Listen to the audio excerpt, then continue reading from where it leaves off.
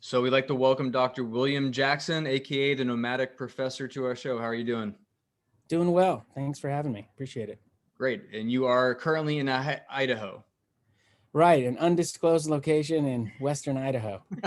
That's what we do as well. So we understand. Undisclosed. That's So right.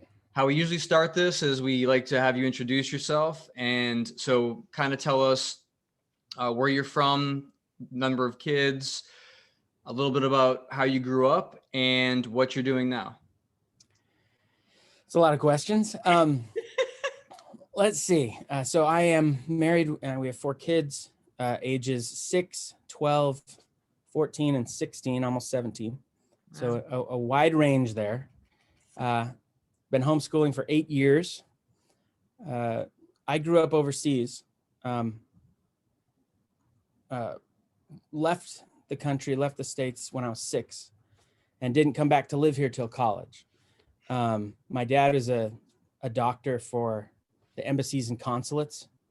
And so we'd be in one country for 2 to 4 years and then another country, usually on a different continent, for 2 to 4 years. And it was just, mostly pre-internet or early internet. So when you said bye to people in South Africa, you were saying bye for real. There wasn't, hey, we'll catch you on Zoom tomorrow. So I I don't know, I blame that for instilling a bit of a wanderlust or cabin fever, maybe. In some ways, it's a curse because you get tired of a place very quickly. I don't mean tired of it, but you're ready to move on to the next place. And that was the normal thing for me. And my wife knew it when we were dating. And I told her, hey, if you say yes to this engagement question, we're going to go all over the place. You have to be okay with that. And she's totally embraced it. And yeah, the last 17 years, we've lived in, I think, 15 different sort of homes, but then we've also been nomadic for years. And when I say nomadic, I mean moving to a different place every few days to few weeks. And yeah, and I got my PhD in 2013, finished that, and I've been adjuncting or teaching as full faculty, but nomadically since then. And your educational background is in what? So my PhD is in history. My specialty is supposed to be, originally it was South Asian revivalist Islam. So I studied 2 major Sunni groups with hundreds of millions of members. In the West, we haven't heard of them usually, the Deobandis and the Barelvis, but they're a big deal in the Muslim world and in India and Pakistan. And I still study their rivalry and how it helped create modern Pakistan and India to a lesser degree. But the truth is, since I got my PhD, since I'm teaching at multiple institutions and I'm nomadic, I teach. I'm a generalist now. I've been teaching big survey courses to hundreds of students a semester.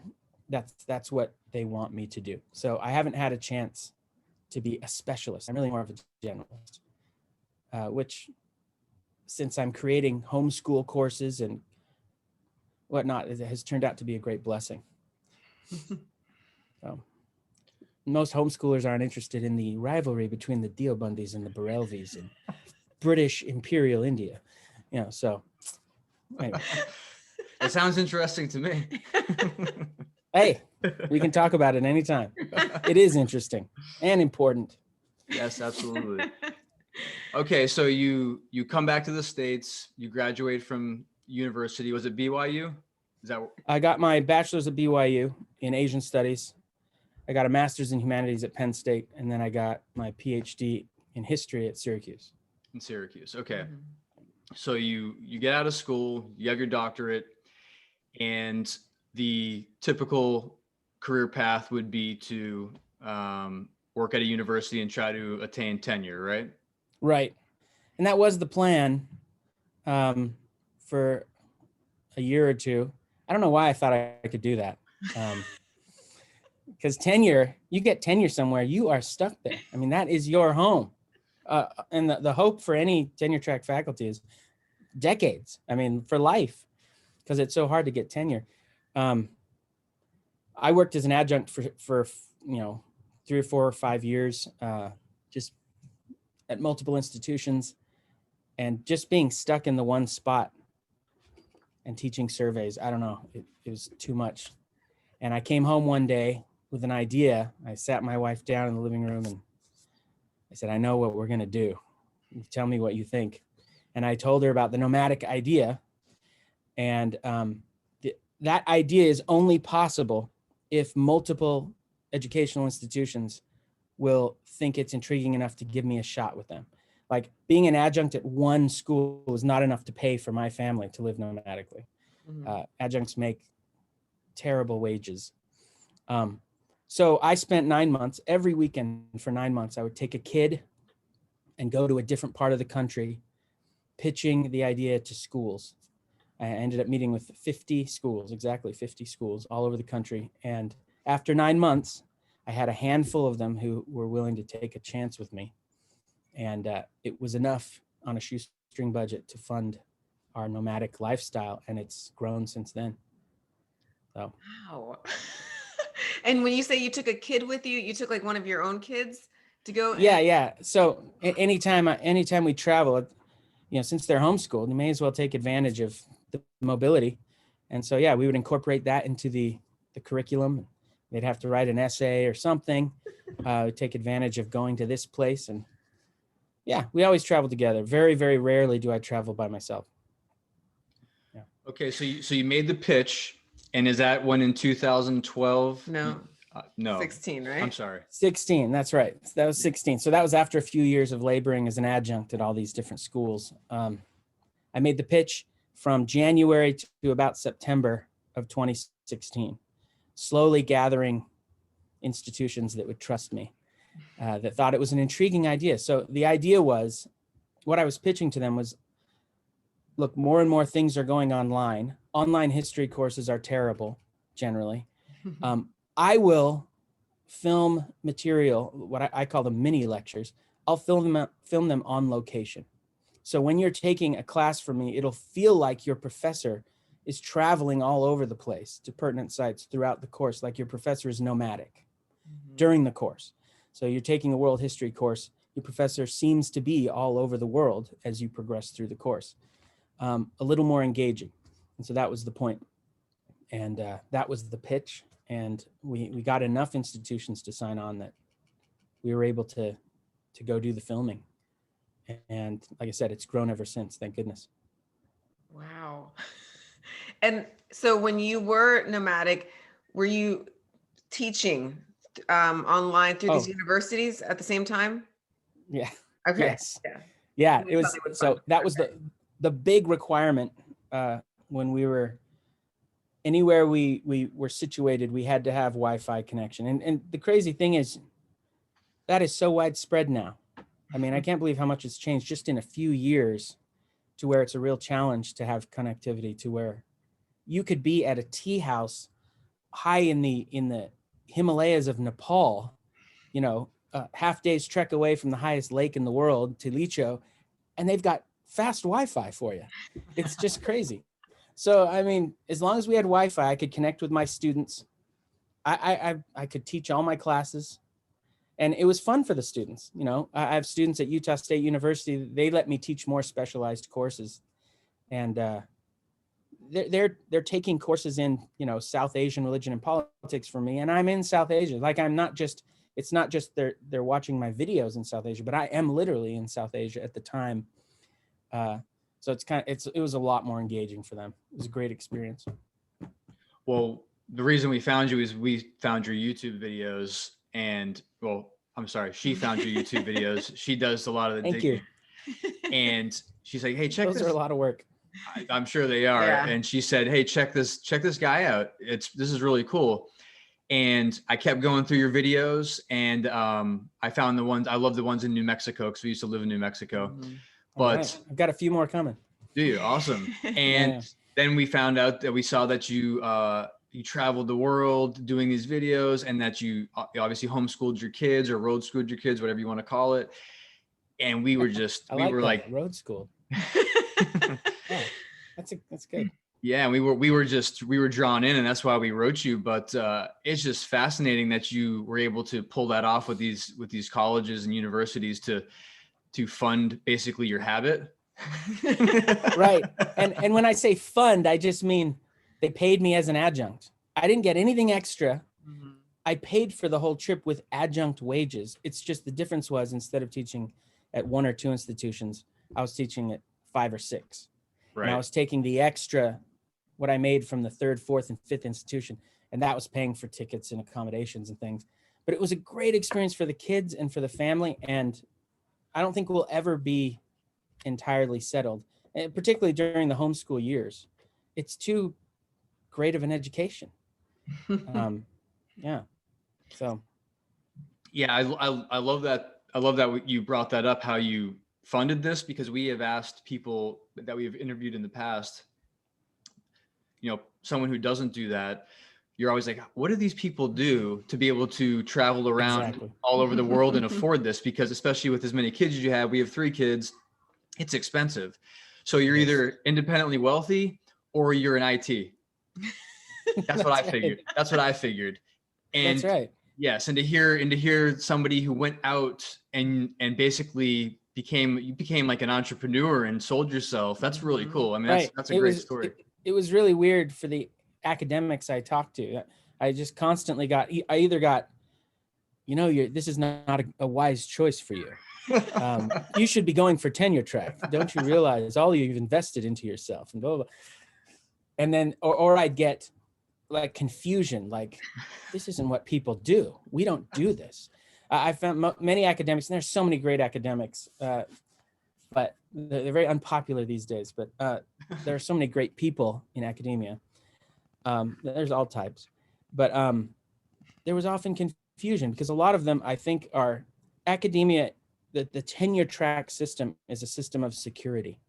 People get into it because it's predictable.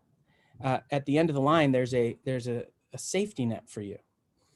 And so I think a lot of people who are drawn to that sort of security, that sort of predictability, are drawn to academia. And so they were confused by me because I was sort of blazing my own way in this world of predictability. Mm-hmm. So I sort of had to ignore all the people, all the department heads at these famous colleges and universities saying, you should really be working on tenure. Whatever. It's working out so far. Yes. What did your family think when you came up with this idea? Because your kids were a little older too, right? Yeah. We've been homeschooling them since 2011. I guess it's been 9 years. When I was doing dissertation research in India and Pakistan, I mean, the whole family was there for 2 years. So that's when we started homeschooling. And then when we came back to the States, that first time we just kept going. So they were used to being dragged around, but this is, going fully nomadic. They were just young enough. I think they saw it as a big adventure. Mm-hmm. It's more challenging now. This is one of the reasons we got a base. Now that I have older teenagers, they want more consistent friendship. Do you know what I mean? Mm-hmm. To drag them around from place to place every few weeks is difficult. And so that's one of the reasons we're a tad more settled now. Although I'm taking my 12-year-old on a 3.5-month 8-country trip in February, March, and April into May. So we'll keep going, but in sort of a smaller version. So you told us before we got on, can you tell our listeners, like, how you started in 2016 and how long it went, and where have you been? Oh, where have I been? Well, I guess I know you've been a lot. Well, no, I can. Yeah. So in 2016, the summer of 2016, I was still pitching the idea to universities. I'd been pitching since January. And I'm not kidding when I say every weekend. Every weekend I would go, sometimes humiliate myself in front of some department head somewhere and then go home. But every now and then it worked. But starting in that summer, I started filming my early American videos. And you can tell those videos because the wind sounds are loud and they're shaky. And I'm literally holding a GoPro backwards at myself with no stabilizer. It's very amateur, but that's how it started. And then at the end of that summer, we went to Japan, and from the end of the summer of 2016 all the way up to about a third of the way through 2018, we were going overland from East Asia to the Atlantic coast of Europe. The only time we did not go overland is because of visa issues. We had to fly over Azerbaijan into Georgia. And then we did take a cargo ship from Georgia to Bulgaria. It was a 3-day Black Sea trip. But besides that, it was all overland. And yeah, so we did, I don't know how many countries it was, 30 plus, mostly either walking or by bus, taxi, Uber, just whatever. Uber too. Yeah. Oh yeah. Hey, that's another thing that's changed. Travel has changed so much. But one of the big things is almost every country now has an Uber-like system. Often it's another name, but you just download the app, and even there's no language issue because you set on the app where you want to go and where you're standing, and they just pick you up, and there's no trading of cash, no bartering or bargaining or anything. Yeah. So, I mean, you can go to a place like India and even travel between cities with they call it Ola there. They have Uber and stuff too. But anyway, there are some things that are much easier, even as the state continues to make travel harder and harder. So that was to 2018. And then in 2019, you said you were kind of intermittent, right?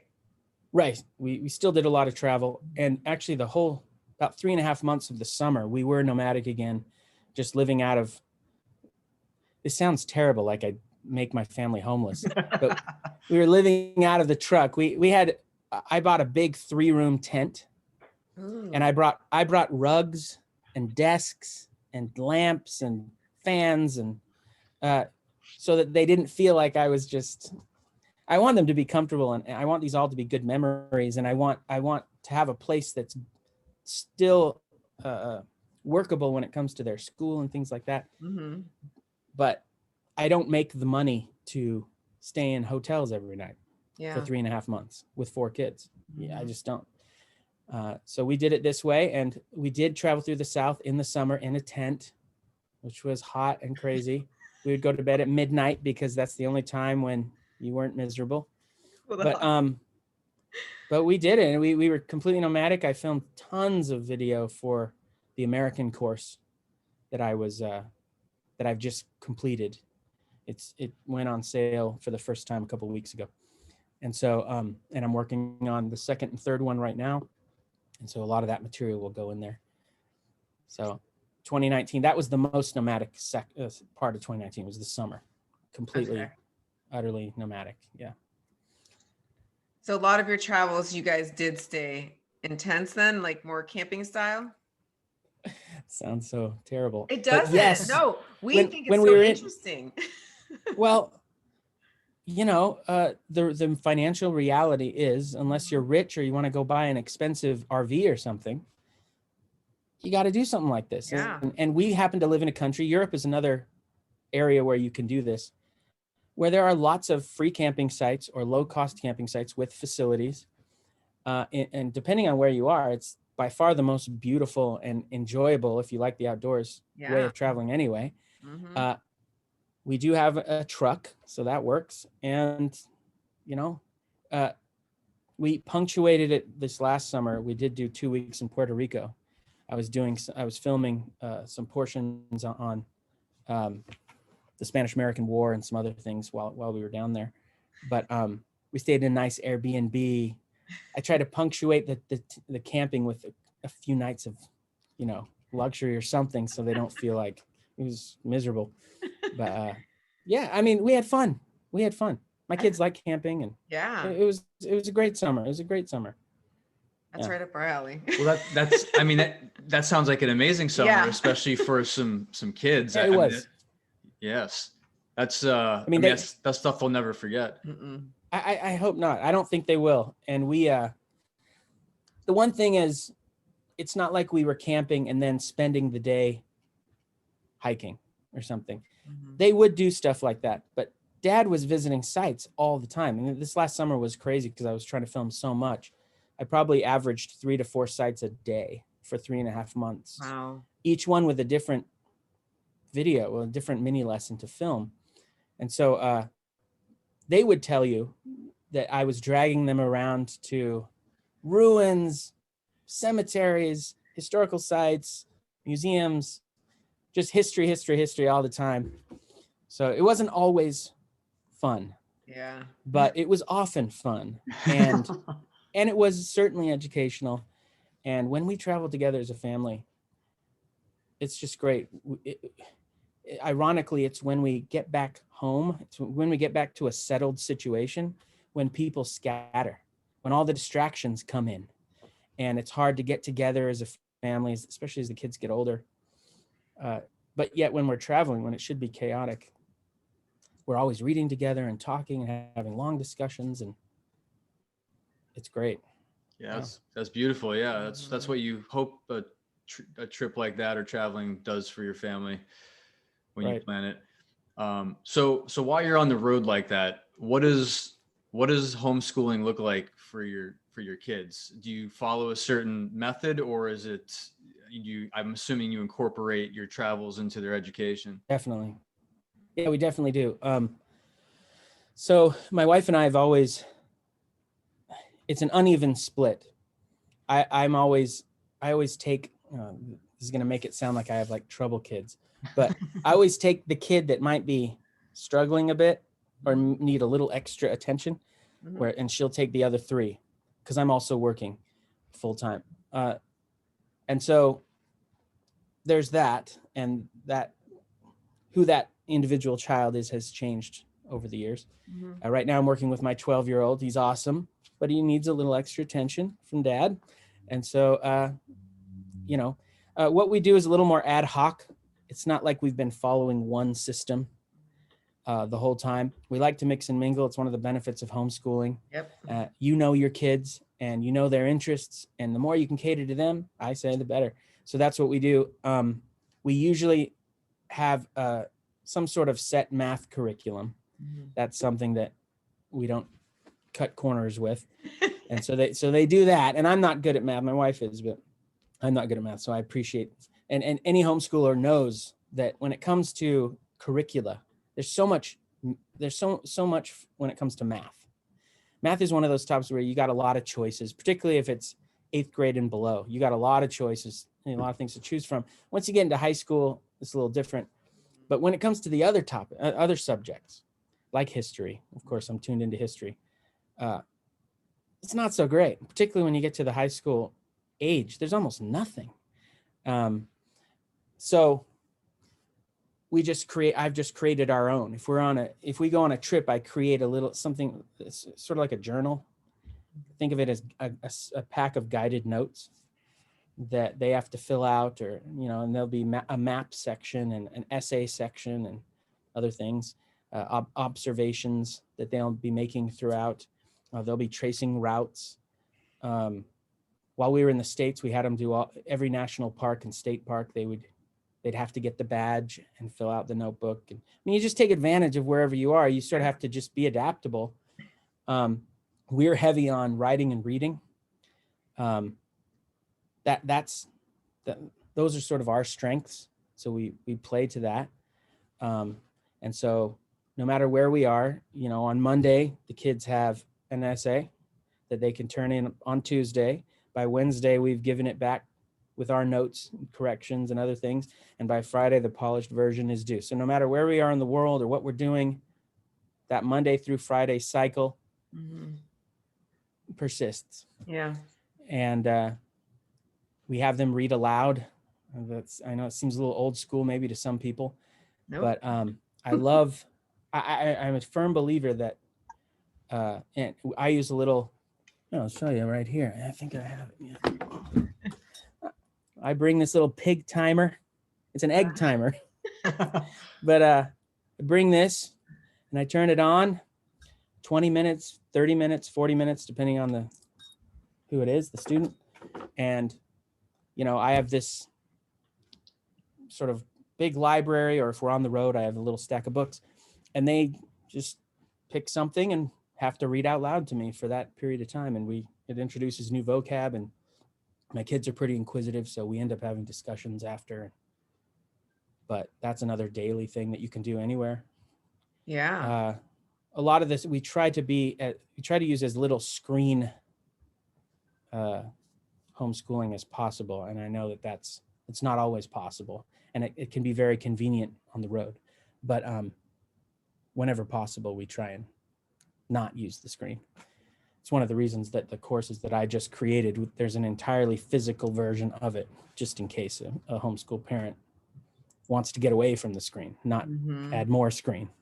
So Now, I've taken all those videos that I've been filming. yeah. I'm converting them all to comic book strip. And they're actually really cool. Awesome. But the whole point is, now, if you use my course, you can use it with all of its various elements fully, something you can hold in your hand, fully screenless if you want. At the same time, of course, all the videos are there, and the text and the audio, the whole thing is an audiobook, and etc. So I don't know if I answered your question. I just rambled there for a while. Yeah. Do you think that your homeschooling, it sounds like it probably hasn't even changed that much, even if you're at a home base now, right? As far as your routine and. Yeah, there are, let's see, what's changed now that we're here. I mean, they have a bigger library to choose from. Right. I can show you the. Oh, that's awesome. That's like your. I'll wrap around So, yeah. I had my brother-in-law come over and put in these shelves. So here they have more to choose from that they can hold in their hands, but that's never an issue. No matter where you go, there's always bookstores, preferably used bookstores, and it's always fun to let them go in and pick something. But yeah, not much has changed except they have their desktops instead of a laptop or a tablet, and you're not incorporating like travel assignments. My son's about to get that again when we leave, but yeah. So what are some ways that you feel like maybe you saw your kids grow with all this traveling and seeing these places and different cultures? Well, time will tell, but it was gratifying to see them, first of all, mix and mingle with people from all over the place.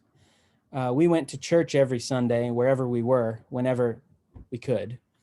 So that alone meant that we were going to something local, meeting locals, and often it would result in a dinner invite or an activity between two of the kids. They made friends. They learned to make friends quickly, because of course kids want to make friends. Yeah.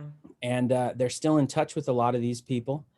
You know, one of the old canards of homeschooling is that they don't get socialization, as opposed to the great socialization they get at a government school. But, it was great to see them. I mean, they're comfortable with company of all ages, of any look. It doesn't matter. And so that was gratifying. And I think another thing is, and I hope this doesn't come across the wrong way, but when you travel, it's harder to see peoples and groups in super simplified ways. The complexity of human beings is apparent. You see people as individuals. They have faces and whatnot. So when we come back to the States and it's super divided, and people are throwing out like way oversimplified vitriol on all sides, and often it has to do with like foreign groups or this ethnicity or that ethnicity or whatever it might be, it's harder to be taken in by any of that stuff because you've seen that human nature is pretty consistent all over the world. First of all, you've seen that most people all over the world are good. That's one of the things that my kids, independent of me, have brought up again and again. They met good people all over the world. That's awesome. But also, they saw the dark side of humanity all over the world too. They understand that no one group has a monopoly on the bad stuff. And that sometimes some of the rhetoric floating around America right now, what a weird place America is right now, is that it would make you think that people in America are uniquely this or that, and often a bad thing. And if you've traveled and truly traveled, you see, no, these are problems everywhere. America or Westerners or whatever are not uniquely anything. And often it's their rhetoric being used to supposedly remedy it. So anyway, traveling I think real traveling, spending real time in a different place, a completely different environment, or many of them, hopefully can insulate you, at least to a degree, to manipulation and being duped by oversimplifications. And when you read the news, or if you're the type of person that just peruses headlines, man, we live in a very manipulative time. We're just bombarded with oversimplification. And I hope that these experiences hammer home the complexity of things, of life, of people. So long-winded answer, but there you go. That was a great answer. I actually was going to ask you, but you ended up saying it. We just recently interviewed a family, and the woman we interviewed, his name was Sarah, and she's her and her husband are taking their family down the Pan American Highway. Oh wow! And they were in Central America. They're currently in Mexico. And when we asked her, which we'll ask you eventually, what her piece of advice was for people, she said, I want everybody to know that, and I'm paraphrasing, that 99.9% of people in the world are good people. And that's what she wanted people to take from her travels. And it was really cool to hear you say the same thing for someone who's traveled probably more than anyone we're going to end up interviewing, that you have the same outlook on the world, which is amazing. Well, it's almost sorry, what were you saying? I said it's refreshing to hear. Well, it's almost, I'm telling you, it's almost, it's almost unavoidable. You're going to come to that conclusion the more people you meet, because it is true. It's reinforced again and again, especially if you're doing more than just being a tourist. If you're actually meeting people, you can't help but come away with that. When you've shared a meal with with people from this place and this place and this place, and I mean, you just can't lump them together into a big faceless mask and paint them with some characteristic. It doesn't work anymore. That being said,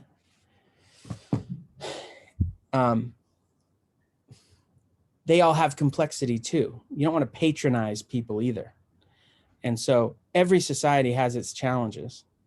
And so I'm not quite sure what I'm trying to, like the final point I'm trying to make here. It's just that I've noticed another tendency of people who consider themselves maybe internationally chic or something. They like to point out the flaws of their own society and almost glorify. It's like everyone else is to be celebrated, but I'm going to point out the flaws and show you how sophisticated I am. When the truth is, if you have your eyes wide open, I think you'll see those flaws are everywhere. Again, human nature is consistent. And that's one of the great lessons you can learn. It really does fortify you against being, whipped around by every trend of the day, every flavor of the day. You will see intense racism in India and in China and everywhere you go. You'll see it in Africa. And you'll come back to the States and you might be confused by everything that's thrown around here. Sometimes there's a dissonance. It doesn't seem to make sense. some of the statements. Not to say that there aren't problems in America too, in American society. Of course there are, but some of the hyperbole is tempered. I mean, greatly tempered by these experiences, and that's just one example. But all people are complex, and most people, the vast majority, are good. And that, if you've actually come to that realization, if that's real, then you will probably never find yourself at one of the extreme, sitting at either extreme end of the political spectrum. It's just, you won't be comfortable. It won't match with your experiences. And that's something that you can't learn unless you travel. That's not something you learn in the classroom or, I think you can't. Discussion can go a long way. I'm not saying everyone has to be a seasoned traveler, but this is something that you'll quickly learn if you were to go nomadic for a year or two. Yes, I mean, that's something you pick up. You hear some of the stuff you hear when you get back will just come across as nonsense, and it'll baffle you that supposed experts are taking it seriously. On the other hand, I think don't underestimate the power of good discussion. There's some basic training, educational training that anybody can pick up, can go through, that will, to a large degree, fortify them against this sort of manipulation that we're talking about. And then the traveling will only reinforce it and flesh it out. But I don't think you have to travel, but you have to have been equipped with the basic tools of learning.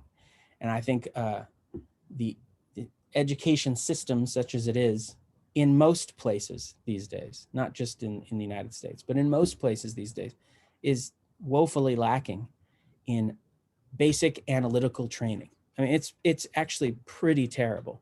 The conclusions people come to based on the terrible information that they have, information that they can see. They should be able to tell immediately through 10 different telltale signs that this is questionable. It constantly astounds me. Again, that's one of the things I've tried to build into the course that I just created is historical literacy training. And not just historical, just literacy training. People have lost the ability, students have lost the ability to read, not just to read and understand those specific words, but to read between the lines and to make connections. And whether you've traveled or not, that skill can protect you from being duped to a large degree, I think. Okay, so since this is a podcast on homeschooling and a lot of parenting, how would you change that as a homeschooling parent? Make sure that doesn't happen. Well, like I said, we're heavy on the reading and writing, and so we have them read a wide variety of things, but in more importantly, we have them write essays.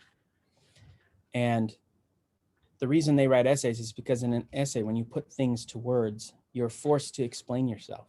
You're forced to defend your conclusions. And so we try and teach our kids what it means to make a systematic argument. If you're going to make an assertion, okay, now you've got to back it up. And you've got to cite your sources, and you've got to be able to demonstrate that these are good sources. It's not just that, oh, look, I have a fancy looking citation. But no, the citation actually leads to a source that you can demonstrate has veracity. None of this is revelatory or earth-shakingly new. It's just missing. Trust me, I teach college freshmen all the time, and they come and they don't know how to write, and they can barely stand a reading assignment that's more than 5 pages long. They don't have a clue about sourcing. So one of the things I'm trying to do at a young age, starting at age 11 or 12, my kids are using those. Their essays include, they're learning about logical fallacies. They're learning about how to systematically make an argument. They're citing properly. They're defending their assertions. That's great. And I think it's cultivated a bit of a healthy skepticism when it comes to information that they come across online, for example, or in a political speech or whatever. There's always that healthy skepticism, or we might call it vigilance. So it's obviously, this is a long process, but come on, we educate our kids for years and years. I mean, back in the day, you were a child until puberty, and then you were an adult. Now we have this long, like 10-year teenage adolescence period. We don't quite know what to do with these people. And so we educate them the entire time. And so they end up going through years and years and years of, like, 7-8 hours a day education. We may as well, I mean, this is one of the basic building blocks of education. This is where you learn how to learn. They used to have, I'm sure you're familiar with the ancient concept of the trivium. I mean, they used to have, before you'd learn anything else, you would learn grammar, and you would learn logic, and you would learn rhetoric. It's the classical education, right? That's right. I mean, I'm not saying go in on the whole thing, the quadrivium and all that, but the principle there, I think, is very sound. Nowadays, we teach kids to be crusaders. We teach them to be activists and advocates before they know anything and before they can make an actual argument that means anything. It's all emotion. And emotion can be great. And being a crusader for a good cause can be great. But to take people who've never been trained in making an actual argument or in seeing through manipulative or propagandistic information and have them be activists and advocates or useful idiots, I mean, it's criminal almost. And so, if you're going to throw these teenagers into, 10 years of education, give them the basic building blocks at least. So it takes years to figure it out, but it's not hard. Between the ages of 12 and 15, you can become a master at it. Really? Yeah. Well, since you're talking about this, Kit, I've been wanting you to bring it up. Can you tell our listeners about the courses you have created? And I know that you have different membership options, and kind of like what you offer within your program. Okay, so the plan is to create 16 core courses. So think of these as big survey courses. They're sets of 4, and each set of 4 covers a major area that we think would be useful and often translates to college credit. So right now we're doing the American courses. So there's going to be 4 American history courses. We've just released course 1, which is called To Begin the World Over Again. It goes from pre-Columbian times to about 1790, when the Constitution was ratified. And so the United States of America as we know it has been created. That's where it ends. There will be 3 more. They're each about 50 sessions. It comes out to 30 plus hours of audio, about 400 pages of text. But in all the text is broken up by the on-location mini lectures filmed all over America and the world. So hopefully it's more engaging than your typical textbook or something. But there will be 3 more, and that will cover the entire American history survey. And so were you to take these, you would be more than prepared to ace the CLEP, for example, which 99% of colleges and universities accept for credit. And we're going to do the same thing for Western Civ. We're going to do the same. I've already written the first one. We're just preparing it. We're going to do the same thing for Asian history. A lot of my YouTube subscribers are from Asia, and that is my specialty. So even though it might be less translatable into like a CLEP test or something, Asia's half the world, and it's awesome. And I'm going to make those courses. And then there's world history, which also there's CLEP for world, there's CLEP for Western Civ, and there's CLEP for US. So those all have practical applicability to a homeschooler, but then also they can be taken by an adult learner because you've got not only do you have the text broken up by the videos, but then there's the fully audio version of the course, which you also get, just in case you want to listen to it while you're jogging along. You're just interested in history. You're less of a traditional student. And then there's also the fully physical version. If you don't want to take it via screen, you can read the text broken up by comic strip with the links to the videos if you do want to watch those. So yeah, and then along the way, we'll put out some smaller, more specialty courses, like a World War I course, a Mongols course, a Civil War course, just in case you have more of a specific interest.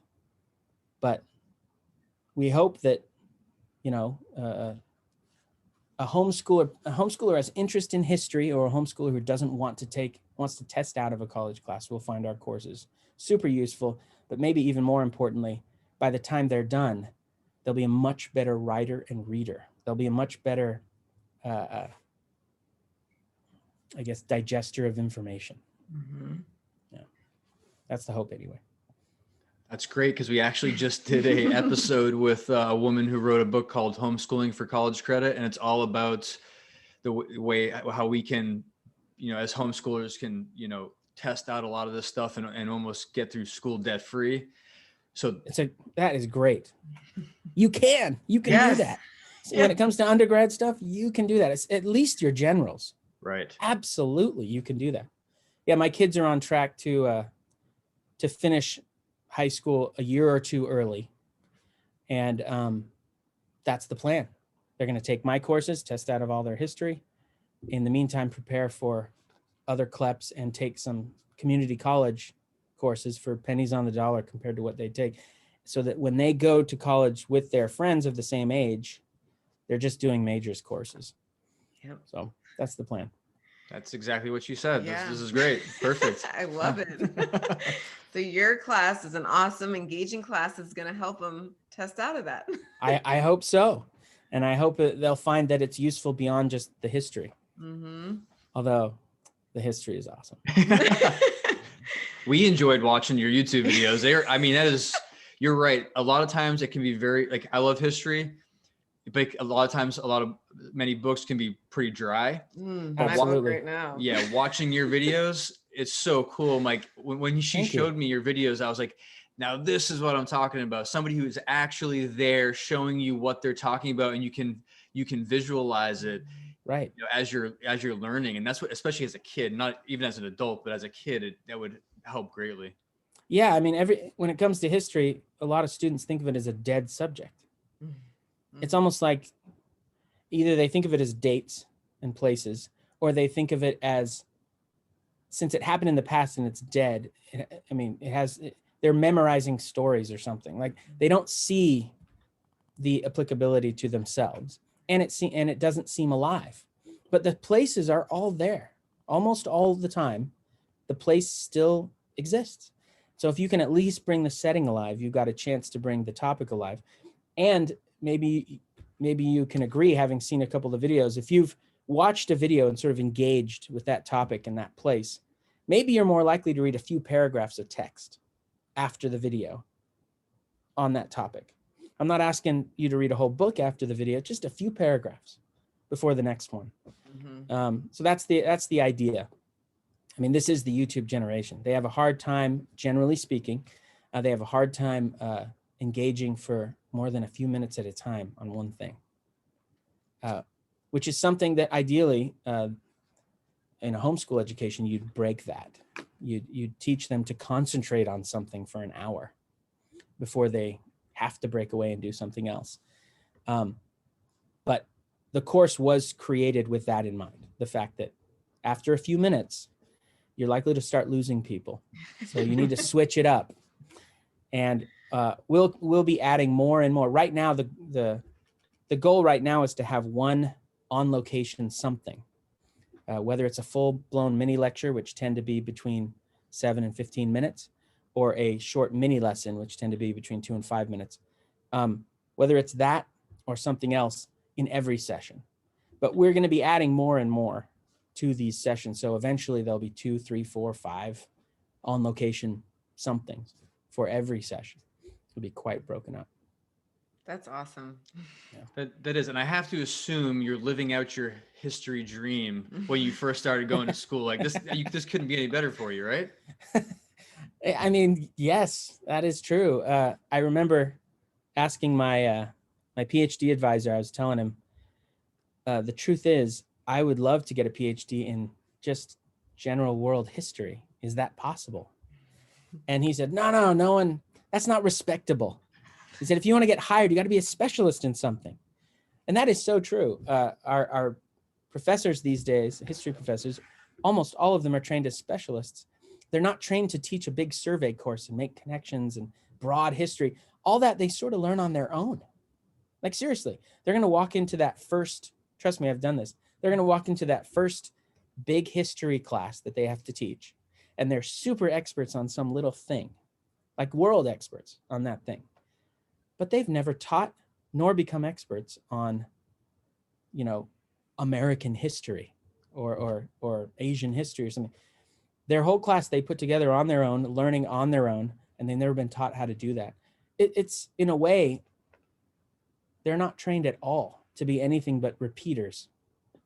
And so the fact that I've been able to do what I've always wanted, and that is be a generalist, be the broad historian who is able to make connections across large swaths of time and space. That's what I wanted to do.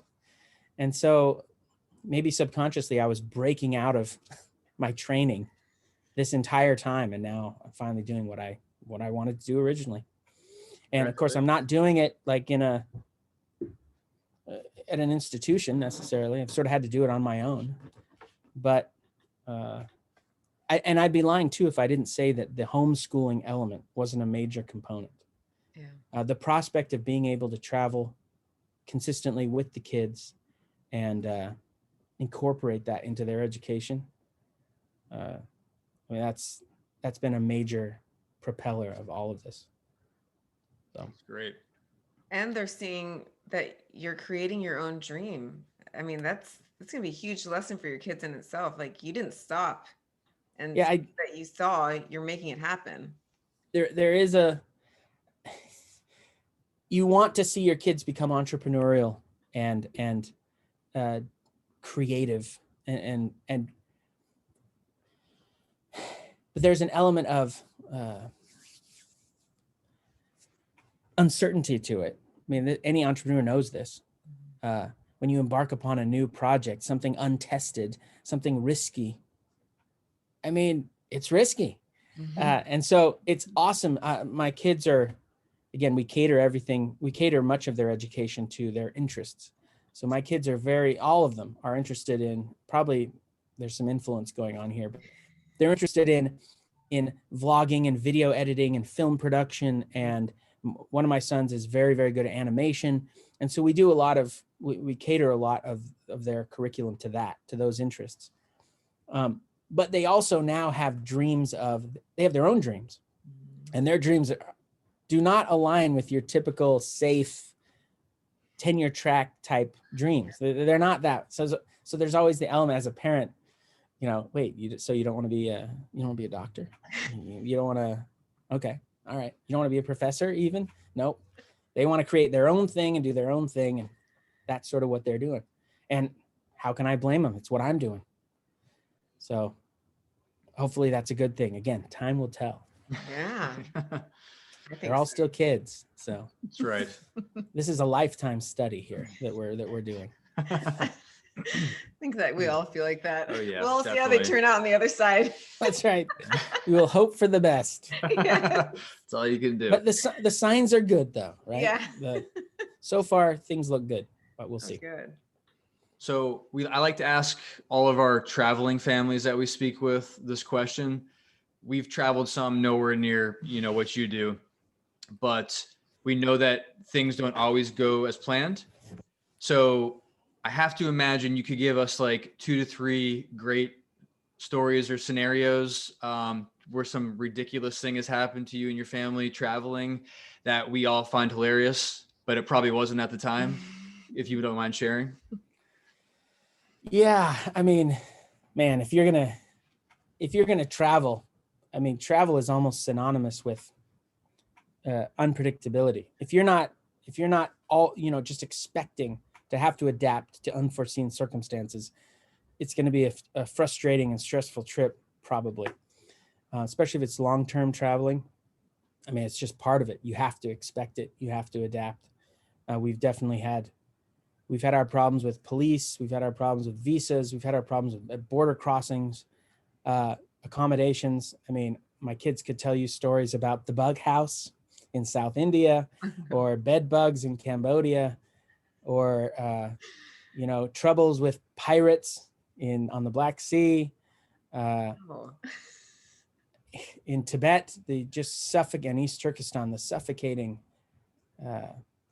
political propaganda and military presence and police presence, just all sorts of things. We've had a couple car crashes, one in Denmark and one in Bulgaria. I mean, stuff just happens. Canceled flights, passport problems, connectivity problems, food problems. My son broke his arm in Hungary. My wife broke her foot in Thailand.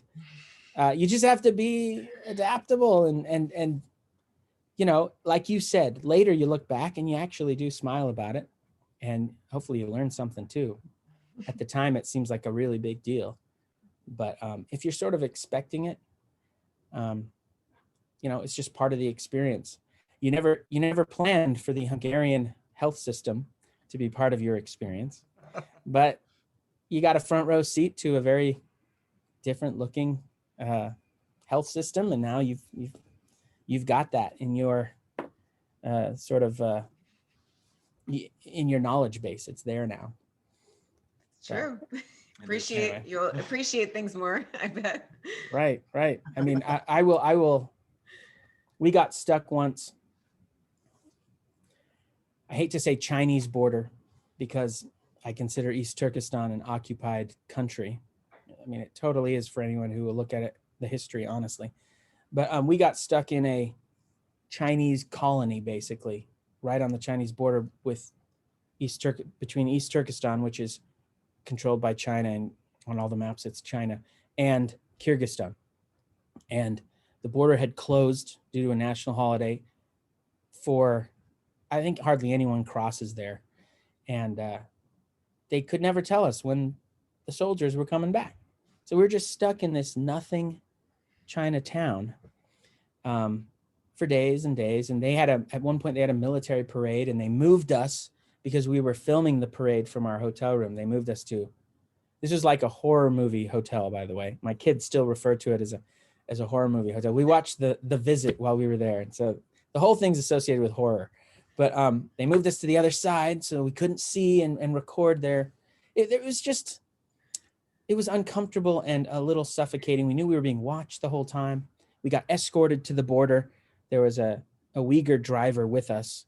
The Uyghurs, for anyone who doesn't know, are being severely repressed in whole concentration camps in East Turkestan. For them, our driver was Uyghur, but he couldn't drive us to the border by himself because the Chinese were afraid he would hop over. So a Chinese soldier with a gun just sat in there and drove with us, so he couldn't leave with us. And then they just dropped us off, and we're looking out into the landscape into Kyrgyzstan, and there's a river and there's mountains as far as we can see, and a road. And that's it. It just seems to be going off into the wilderness.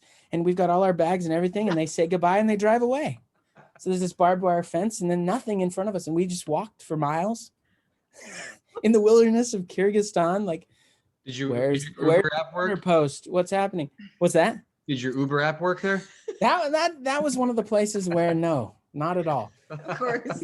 We finally got to a border post manned by all these Russian mercenaries, and they were looking at us as we're approaching, these kids, and my daughter has a teddy bear. We're just walking. They just couldn't. But what is happening? First of all, we see people once a month, and it's like some single guy from Norway or something. Anyway, it all worked out. But you have moments like that, especially if you're determined to go like overland or something like that. You're not going to take the easiest, most convenient A to B method. But everything worked out. We've been lucky. I think a lot of people who are scared to travel will be pleasantly surprised by what they can do. And like I said, the big roadblock to travel these days is the state. The state makes it very difficult at times to cross borders or to be present. There's so many forms and permissions, and you're far more likely to run into problems in some of these places with the local police, who are often corrupt, than with the locals. Almost universally, everywhere we've been, the locals are awesome. They're hospitable, they're kind. It's agents of the state that tend to be the ones, the troublemakers, not to mention the ones who raise the prices for everything. That's another discussion. Travel would be so much cheaper without all the state's taxes on travelers. And it doesn't help that visas are part of this is a different discussion, but visas are part of a sort of a tit for tat scenario, competitions and revenge situations between this government and that government. When government A has done something that government B doesn't like, they'll punish government A by making visas more expensive or denying travel or whatever, even though the people using those visas are never involved in their squabble. Right. And the people that are involved in their squabble are diplomats who get diplomatic passports anyway, and they don't have to worry about it. So regular travelers are always bearing the brunt of the squabbles of these political elites, but that's just a reality in our highly statist world. But that's also a valuable lesson. It is. So, all right. So as we begin to wrap up, we have a couple questions left, and the first one is, what's your favorite history book that a non-academic could read and digest and really enjoy? got a couple. Okay. One is a book called The Great Game by Peter Hopkirk, The Great Game, where he talks about what Kipling called the great game between Britain and the British Empire and the Russian Empire in the 19th century. And it reads like a novel, and it takes place over about a century, and it's just awesome. It's one of the books that solidified history for me as an interest.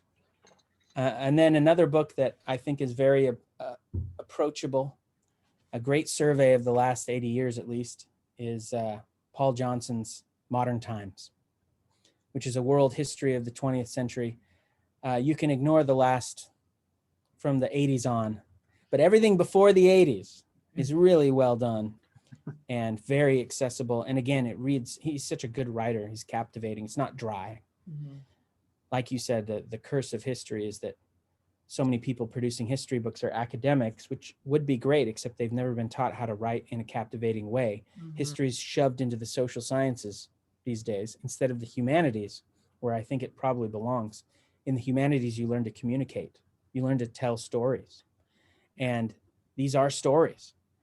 You can still be rigorous and defend all your assertions and things and tell a story. Mm-hmm. If you're delivering history and you're not telling a story, it's just dry. No one will read it except for half a dozen of your colleagues. What's the point of that? Mm-hmm. Yeah, we try to focus on living books for our history, for our geography, all that, and it works. Right. I fell in love with history and geography because of living books when we started homeschooling, because I was one of those that was like, no, I can't. It's just too boring. But you're right. True. It makes a world of a difference. It does. But it's more like you're telling a story. Right. And so a good historian will know how to how to walk the line between rigorous scholarship, because you still want that rigorous scholarship, but also effective communication. Mm-hmm. I think there are a lot of great scholars who are good at the scholarship part and they're terrible at the communication part. And there are a lot of popular historians who are great at the communication part, but terrible at the scholarship part. So when you find those rare few who can do both, you buy all their books and you read them. All right. So this is one of the final questions we have for you. We know you're a busy man, but it's a version that we give to all of our guests. if you knew you were going to lose your ability to communicate tomorrow, what is one last piece of advice you'd like to give the world? And that could be just your outlook on life. That's a very, very difficult question. It is.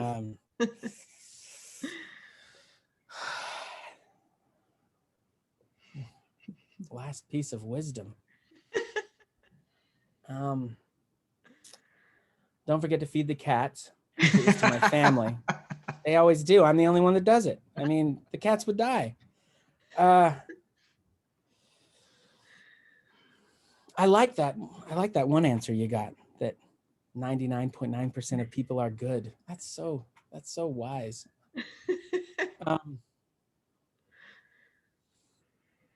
You know what? I might have to get back to you on that one. That's okay. Yeah. I don't have much wisdom. That's Well, feeding the cats and then just saying the other one was good, that will work. Yeah. There's so much I want to say. So yeah. It's hard. It's hard to make one thing. I know. What would you guys say? Oh, gosh. Oh, you can't do that. See? We're interviewing you. Okay. No, that's fair. That's fair. No, honestly, for me, it would be just to, remember the importance of your family, because in the end, that's really all that matters. So true. Yeah.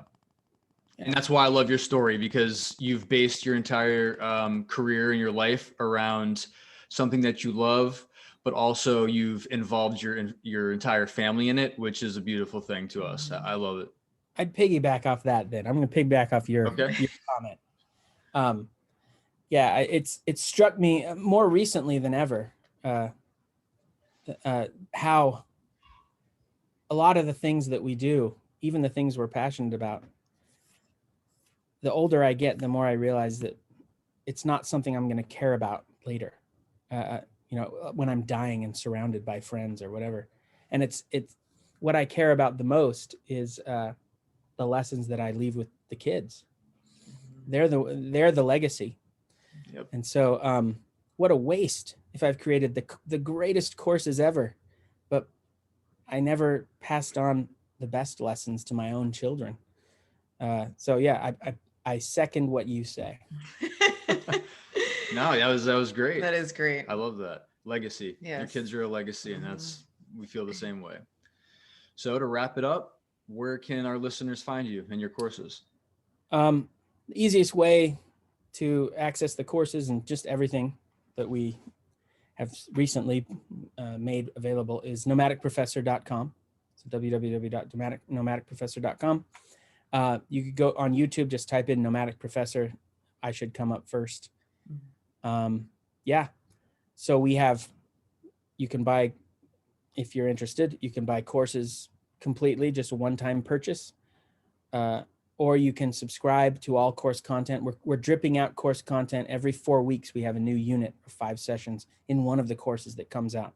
So you could subscribe to that and you just always have new stuff. And then we also have a membership group called Nomad Nation, where we do webinars, lectures, a Q&A that we check every day that you could, ask any question at any time. And within 24 hours, I'll answer it to the best of my ability. I'll send you postcards from my travels regularly, and other things. We publish a newsletter that's like a magazine for those guys. So a lot of different options, but hopefully we're presenting history the way we always put it is, we wanted to marry the rigor of a college classroom with the scaffolding of a high school classroom. So hopefully you find the subject matter rigorous, but also very accessible because of all the scaffolding. I've teamed up with a high school teacher, and together this is a joint creation. So we've got the Nomadic Professor stuff for the college audience, but it's been made accessible to high school aged homeschool kids. That's awesome. Great. Love it. We want to say thank you for your time. We really appreciate you joining us. Thanks for the invite. And we're going to keep watching your content, because it is awesome. So we're going to put all your links in the show notes, and thanks again. Thank you very much. I appreciate it. All right. Take care.